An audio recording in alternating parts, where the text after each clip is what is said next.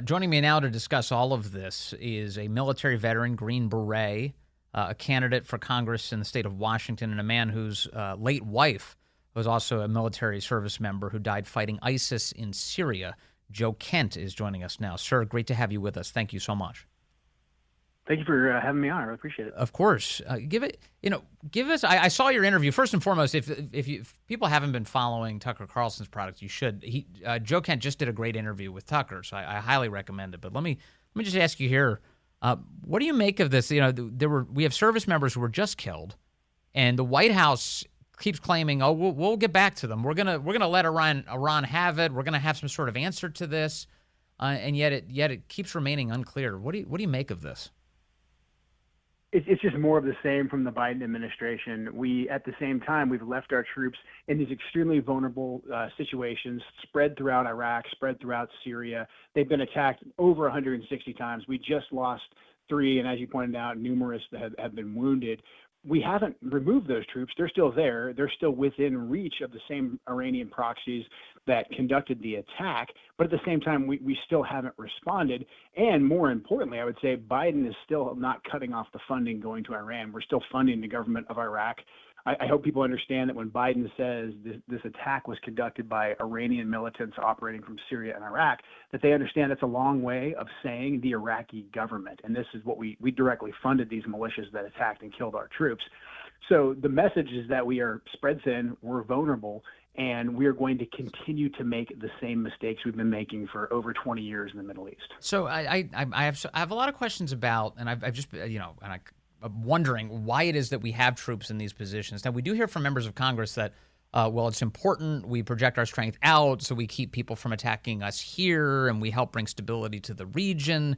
But it doesn't seem like the region's getting any more stable. I'm not sure what American goals are being served by having troops in these vulnerable positions. That's exactly the question that Americans should ask their elected officials. When the elected officials say something like, well, they're guaranteeing security, the obvious question is, well, how's that working out? All we're doing by being in these locations is giving our enemies options. I mean, if you look at the way the Iranians fight, they fight through proxies, whether it's Iraqi militia groups, Syrian militia groups, Hezbollah, Houthis, whatnot. And they use proxies, and in order for proxies to be effective, they have to be able to reach their targets. We do our enemy a favor by putting our troops in these situations. So really, our troops are being left there. We knew they were going to be attacked. They had already been attacked. So they're essentially bait. And you have a lot of people in Washington, D.C. that want to expand this war to Iran. There's been this desire, too, to topple Assad for many years. So we leave our troops there. And then when they do get killed, we say that's not justification to pull them out. That's justification to send in even more troops. Potentially, if you listen to the Lindsey Grahams of the world, that's even a justification to expand this war onto Iranian soil. It's really just the gambler's fallacy we've had in the Middle East for the last 20 plus years. Like, nothing's worked so far, but if we keep doing the same thing, maybe it'll work out this time. When I saw that there was a drone strike that killed three troops and injured so many others, you can't help but be reminded of the Beirut bombing back in 1983, a much bigger death toll, 241 U.S. Service members, most of them Marines, killed in the Beirut bombing. After that, Reagan pulled our troops out of Lebanon to try and get them out of harm's way. Should that be instructive for us now? I think so. I mean, Ronald Reagan was not weak on national security and foreign policy, but he also wasn't foolish. And he realized, hey, this is diminishing returns. What are we gaining by being in Beirut? Hezbollah clearly controls the situation. They killed Marines. They kidnapped Americans, the chief of station of the CIA. Let's get our people away from the proximity of our enemy, and then we'll have greater options. And that is 100% the case here. And then economically, we need to go after all the money that Iran has access to, right, starting with the government of Iraq. I mean, that's our biggest embassy overseas. We give them billions of dollars, and they're literally funding the proxy groups that are killing our troops. It's maddening to me that Biden it keeps telling us he's going to get all of this under control when he's the one who's been giving these organizations all this money. Iran has access to at least $50 billion more now than it did before Biden became president, and they've quite obviously used that to commit acts of terror across the Middle East and, of course, against our own troops. It's got to drive you crazy to hear from him. It does. That's exactly right. I mean, look, Iran's been a problem for a while. Trump had them pretty well contained because he cut off a lot of the economic power they had. He was starting to pull back a lot of our commitments in the region.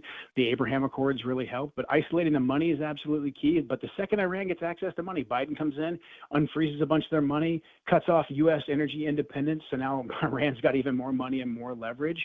Then the Iranians have the ability to fund their proxies. And we've seen what they've done immediately. They funded Hamas's attack against Israel. And so now the Palestine issue is back front and center. That issue was isolated thanks to the Abraham Accords. And then now the Houthis. I mean, I spent some time in Yemen, and the Houthis were a local militia that was Yes. kind of a problem in Yemen. They didn't have the ability to affect international shipping on the Red Seas. But thanks to the money that Biden gave the Iranians, now the Houthis have advanced drone technology and ballistic missiles that they can shoot at Israel and at our ships. Right, and the Houthis in particular, remember, it was Trump who put them on the terror list, and then Biden removed them. Biden took them off the designated terror status list. And so what I don't understand about any of this is, unless you're actively trying to hurt the United States and his interests, why would you do that? Why would you even begin to do something like that? You can't justify it. You can't say that you have the best interest of American security in mind when you're directly funding our enemy who is killing American service members. I mean, and then leaving our American service members in the region to be attacked by these militias that we are directly funding. It's absolute insanity. Every American should be furious that we just lost 3 service members defending the Syria, Iraq, Jordan border Yes. while our border is wide open. I mean, that just speaks to where Biden's priorities are. Anybody can come into our country, fentanyl can kill our citizens, but we must deploy our military to the Middle East. Like, it does not make any sense unless you're trying to hurt the country. It's totally insulting. It's totally insulting, and we're subjected to it constantly. Now, having said all of this, you are still for, if people kill American troops, they deserve to die. There needs to be some sort of response, even if it was foolish to have the troops there in the first place. 100%. Yeah, absolutely. We should strike back. What we shouldn't do is allow Iran to dictate the terms. If we leave our troops in these positions, we're playing to their strengths. They're going to use their proxies. We should remove our troops from their reach, and then the Iranian proxies in Iraq and Syria, Iranian Quds Force officers, they are free game. I'm against us striking the Iranian mainland because that will just strengthen the Ayatollahs. That will rally the Iranian people around that regime. There's enough Iranians spread out and enough Iranian proxies spread out throughout the Middle East that we can strike at a time and place of our choosing. Yes. Let them take a victory lap and say they kicked us out of Iraq and Syria and then bomb the heck out of them back into the Stone Age. I mean, Trump did this very, very well when he killed Qasem Soleimani, who was soaked in American blood. And, Yes. and quite frankly, nobody thought that anyone would ever touch Qasem Soleimani. And that knocked the Iranians back on their heels. We have options like that. And he was their terror czar. He was the guy who was directing all of the terrorist activities through these proxy groups like the Houthis all across the Middle East.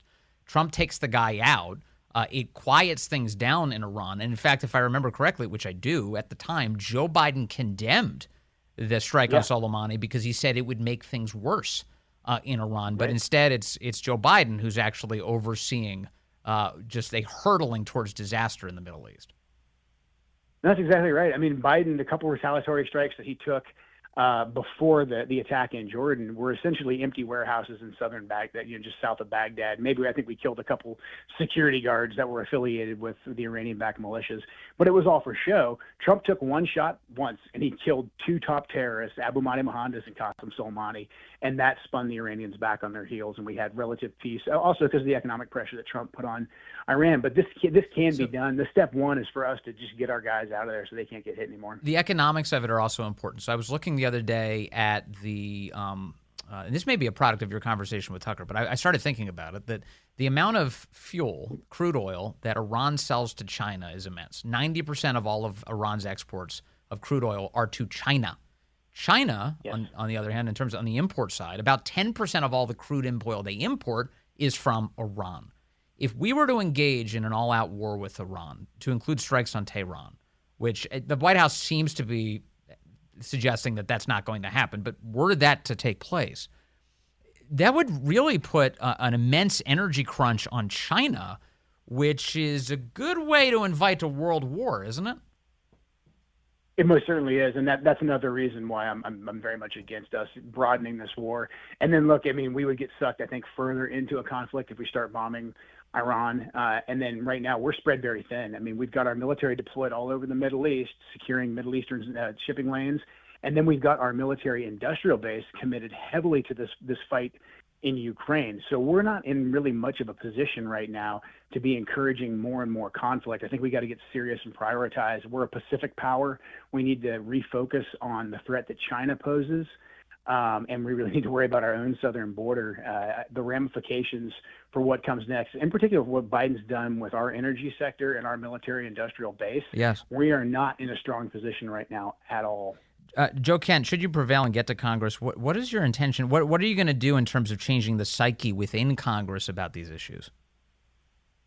You know, first and foremost, I mean, Congress has got to get serious about securing our own border. And we've had 118,000 Americans killed by fentanyl. Nothing else really takes priority until we get that border secured. But then as far as national security goes, we've got to be pragmatic. We cannot be the world's policeman.